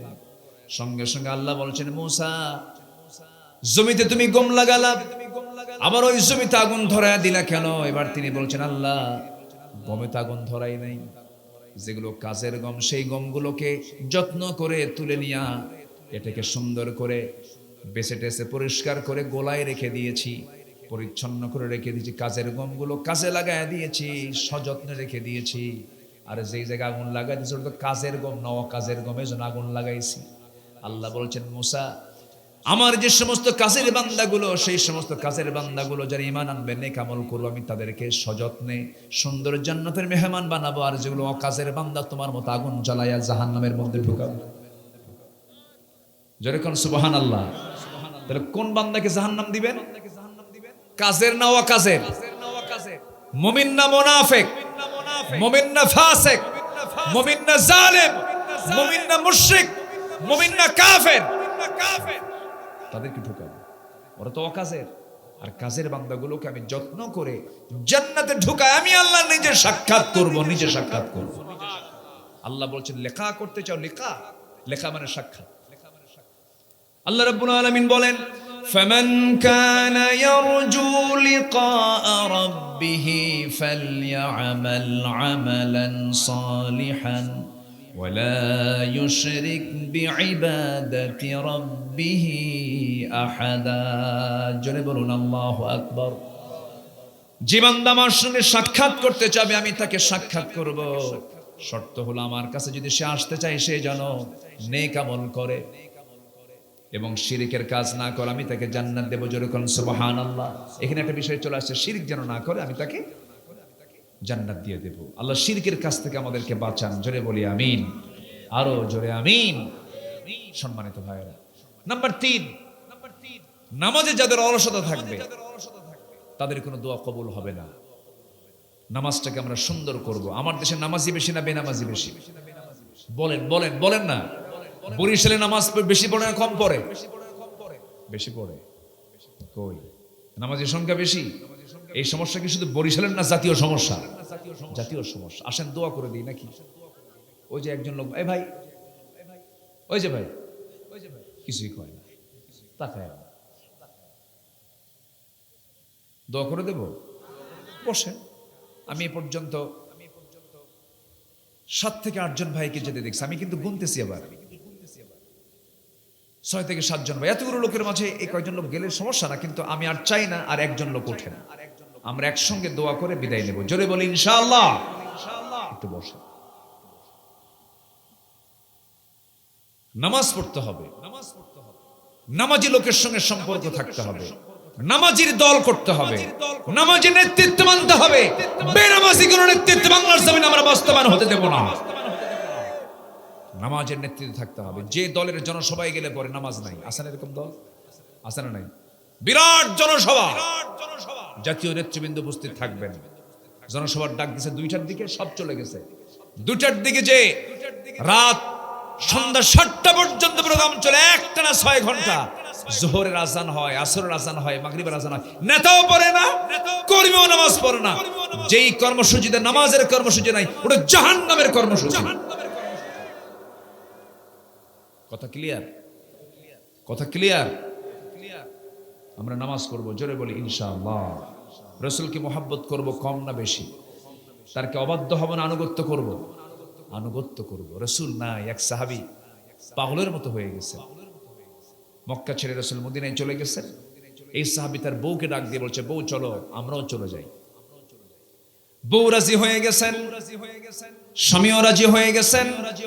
আল্লাহ একটা সন্তান দান করেছেন, ছেলে সন্তান। তাকে সঙ্গে করে নিয়ে স্বামী বউ দুজন মিলে সপরিবারে তারা মদিনার দিকে রওনা দিচ্ছেন। মক্কায় তাদের ব্যবসা বাণিজ্য আছে, সবকিছু ছেড়ে দিয়ে যখন মদিনার দিকে রওনা দিলেন, এমন সময় ওই সাহাবীর ভাইরা খবর পেল। ভাইরা করলো কি, জোর করে তার ছেলে সন্তানকে জোরপূর্বক নিয়ে চলে গেল। ওই সাহাবীর শ্বশুর বাড়ির লোকজন খবর পেল, তার স্ত্রীকে জোর করে তার কাছ থেকে ছিনতাই করে নিয়ে চলে গেল। আমাদের মেয়েকে মদিনায় যেতে দেব না। জোর করে নিয়ে চলে গেল। তিনি মুস্কি হাসি মেরে আল্লাহর শুকর আদায় করে বলছেন, আমার সন্তানকে নিয়ে গেছো, নিয়ে যাও, আমার বউটাকে নিয়ে গেছো, বউ তোমরা নিয়ে চলে যাও, কিন্তু আমি আমার ঈমান নিয়ে আমি টিকে থাকতে চাই, আমি সব দরবার ছাড়বো কিন্তু নবীর দরবার ছাড়বো না। সন্তানের মায়া ত্যাগ করে, স্ত্রীর মায়া ত্যাগ করে, দেশের মায়া ত্যাগ করে, ঈমানকে প্রাধান্য দিয়া সেই সাহাবী রওনা করলেন মদিনার দিকে। সেই সাহাবীর নাম হচ্ছে আবু সালমা রাদিয়াল্লাহু তাআলা আনহু। উম্মে সালমা তার স্ত্রী ছিলেন। স্বামী স্ত্রীর দাম্পত্যময় জীবনটা খুব বড় সুখময় ছিল, আনন্দময় ছিল, বরকতময় ছিল। দুজন দুজনকে খুব ভালোবাসতেন। একদিন গল্পের ছলে, কথার ছলে স্ত্রী উম্মে সালমার স্বামীকে ডাক দিয়ে বলছেন, স্বামী আমার একটা প্রশ্ন আছে, একটা জিজ্ঞাসা আছে। কি জিজ্ঞাসা? স্বামী আমার, আপনি আমাকে কেমন ভালোবাসেন বলুন? দারুণ ভালোবাসি, আমি তোমাকে খুব ভালোবাসি, খুব পছন্দ করি। আর একটা প্রশ্ন করতে চাই। কি প্রশ্ন? আপনার আগে যদি আমি উম্মে সালমা দুনিয়া থেকে বিদায় নেই, আপনি কি আমার মৃত্যুর পরে আমার জায়গায় অন্য কোনো মহিলা আনবেন নাকি? আপনি কি বিয়ে করবেন নাকি? এই জাতীয় প্রশ্ন প্রত্যেকটা মহিলার মনে মনে আসে না নাই? হ্যাঁ, আছে কি না? কারো না কারো জীবনে দুই একবার তো এই সম্মুখীন হয়েছেন যারা বিয়ে শাদী করছেন। কি প্রশ্ন করেন এরকম? তুমি তো কিরকম মোহাব্বত করো, মরে গেলেই তো বিয়ে করবা, কি ঠিক আছে না? এরকম এটা কিন্তু বলে, এটা মেয়েদের নেচার। দেখছেন কি কয়? Bad habit. কে যেন কইছে ব্যাড হ্যাবিট, না এটা বলবো না, এটা তাদের নেচার। এই কথা যখন বলে ফেলছেন ওই মহিলা সাহাবী, পুরুষ সাহাবী আবু সালমা মুস্কি হাসি মারলেন। হাসি মেরে বলছেন, স্ত্রী আমাকে তুমি এমন প্রশ্ন আমাকে আক্রান্ত করে ফেললে, আমি কি জবাব দেব? তুমি বলে দাও। তিনি বলছেন, না তুমি জবাবটা দিয়ে দাও না, তোমার কি পছন্দ, তোমার পছন্দ আগে শুনি। উম্মে সালমা বলছেন, আমার স্বামী আমার পছন্দ হলো, আমি আপনাকে যেহেতু দারুণ ভালোবাসি, আপনি আমাকে দারুণ ভালোবাসেন, আপনার আগে যদি আমার মরণ হয়ে যায়, আমি যদি দুনিয়া থেকে বিদায় হয়ে যাই, আমার জায়গায় আপনি আমার জায়গায় কোনো অন্য কোনো মহিলাকে স্থান দিতে পারবেন না, এটা আমার কামনা।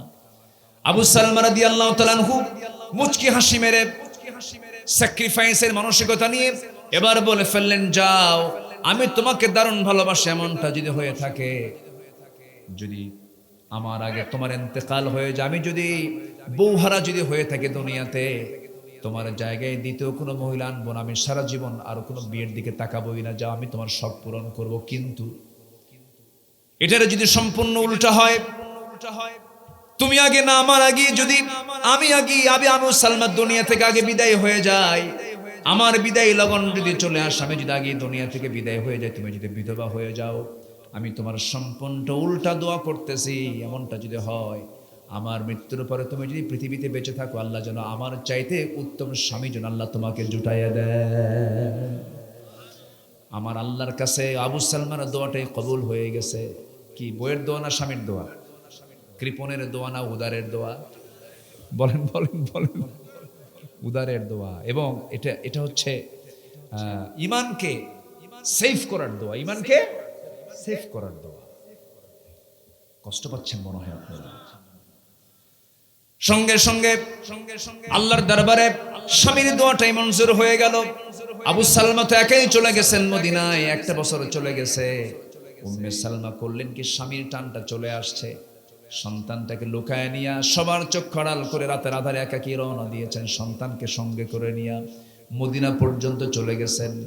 মদিনার মসজিদে গিয়ে পৌঁছে গেছেন। ফজরের সময় আজান হচ্ছিল, আজান হলো, নামাজ শেষ হয়ে গেছে। নামাজের পরেই এলান হলো আসসালাতু আলাল মাইয়িত, অর্থাৎ জানাজার নামাজ।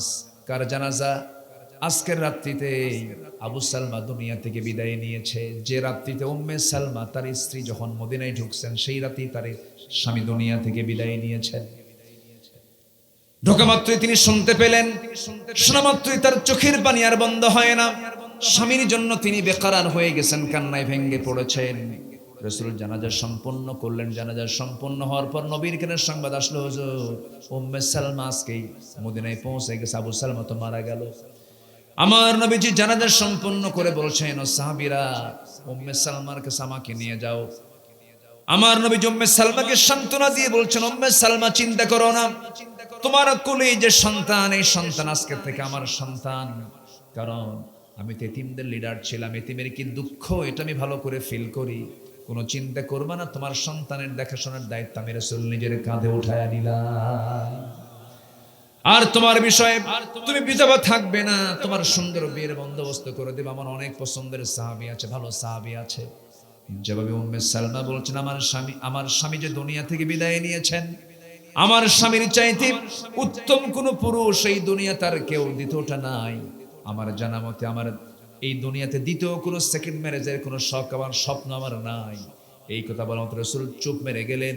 আল্লাহর পক্ষ থেকে আমার নবীকে জানান দেওয়া হলো, হে রাসূল, উম্মে সালমার জন্য পৃথিবীতে একজন উপযুক্ত পুরুষ আছে, বিয়ের জন্য তিনি হচ্ছেন কেউ না, আপনি মুহাম্মদ সাল্লাল্লাহু। দোয়া কবুল হয়ে গেছে। স্বামীর দোয়া আগে আবু সালমা এই দোয়া করে দিয়েছেন। আল্লাহু আকবার, জোরে বলি আল্লাহু আকবার। তাদের সকল ভালোবাসা, সকল মহব্বত গুলো ছিল হলো আল্লাহ এবং রাসূল কেন্দ্রিক। আমাদের সকল মহব্বত এবং ভালোবাসা করতে হবে আল্লাহ এবং রাসূল কেন্দ্রিক। এটা হচ্ছে ঈমানের সবচেয়ে গুরুত্বপূর্ণ দিক। আল্লাহ কবুল করুন, জোরে বলি আমিন। আরো জোরে বলি আমিন। নাম্বার 4, দোয়া কবুল হবে না শিরিক করলে পরে। কি করলে পরে বলেন তো? শিরিক করলে পরে। মাজারে সেজদা আছে না নাই? কবর পূজা আছে না নাই বলেন তো? আমার দেশে আছে কিনা বলেন? কবর পূজা, মাজার পূজা এগুলো আছে, এগুলো করা যাবে না। সামনে পেছনে যারা পরনিন্দা করে, হুমাজা লুমাজা আছে না, আল্লাযী ওয়াইলুল লিকুল্লি হুমাজাতিল লুমাজা আল্লাযী জামাআ মালাও ওয়া আদ্দাদা, এদের কোনো দোয়া কবুল হবে না। নাম্বার 6 হলো আল্লাহকে ভুলে থাকা, মন্দ কাজে আদেশ করা। নাম্বার 7 হচ্ছে শয়তানের পদঙ্ক অনুসরণ করা। আল্লাহ পাক তাদের কোনো দোয়া কবুল করবেন না। নাম্বার 8 হচ্ছে লোক দেখানো ইবাদত। কি দেখানো? ইউরাউনান নাস, মানুষকে দেখাবে। আল্লাযীনা হুম ইউরাউন, যারা লোক দেখানো কাজ করবে। নাম্বার 9 হচ্ছে কুফরি করা। নাম্বার 10 হচ্ছে আল্লাহর সাথে মিথ্যা দৃঢ় অঙ্গীকার করে আবার তা ভেঙে ফেলা। এই 10টা বদগুণ যার মধ্যে আছে তার কোনো ইবাদত কবুল হবে না। কার আদালতে? কার দরবারে? আল্লাহর দরবারে। আল্লাহ পাক সবাইকে বোঝার তৌফিক দান করুন। সবার বাড়িতে মা বোন আছে না নাই? পর্দা করে? হ্যাঁ, খেয়াল করার দরকার আছে না নাই? পর্দা খুব গুরুত্বপূর্ণ বিষয়। আপনি জানেন 4 জন পুরুষকে একজন নারী জাহান্নামে নিয়ে যাবে। স্বামীকে নেবে, বাপকে নেবে, ভাইকে নেবে, বড় ছেলেকে নেবে। একমাত্র কারণ হলো মেয়েদের অবাধ মেলামেশা। আমাদের খেয়াল করার দরকার আছে কিনা বলেন তো? আচ্ছা, বাড়িতে এই কাজগুলো করবেন। আল্লাহ তুমি সবাইকে তার পরিবারের যত্নশীল হওয়ার তৌফিক দান করুন।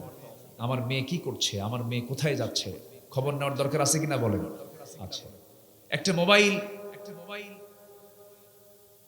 মানে একটা নারীর হাতে, ইম্যাচিউর, অপ্রাপ্ত, অবুঝ একটা নারীর হাতে, একটা মেয়ের হাতে মোবাইল তুলে দেওয়া মানে কি জানেন?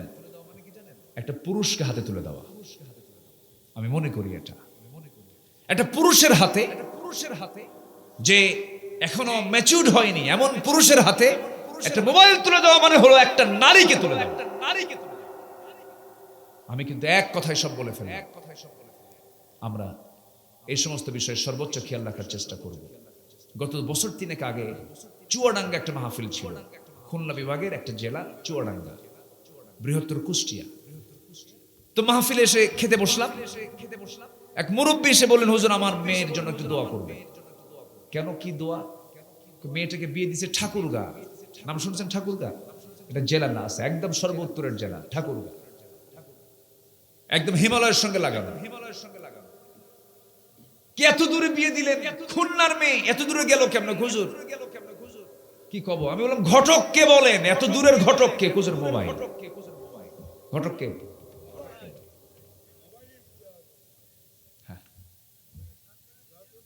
যদি কারো মেয়ের বিয়ে না হয়, যদি খুব টেনশন করেন, একটা করে মোবাইল হাতে দিয়ে দিবেন,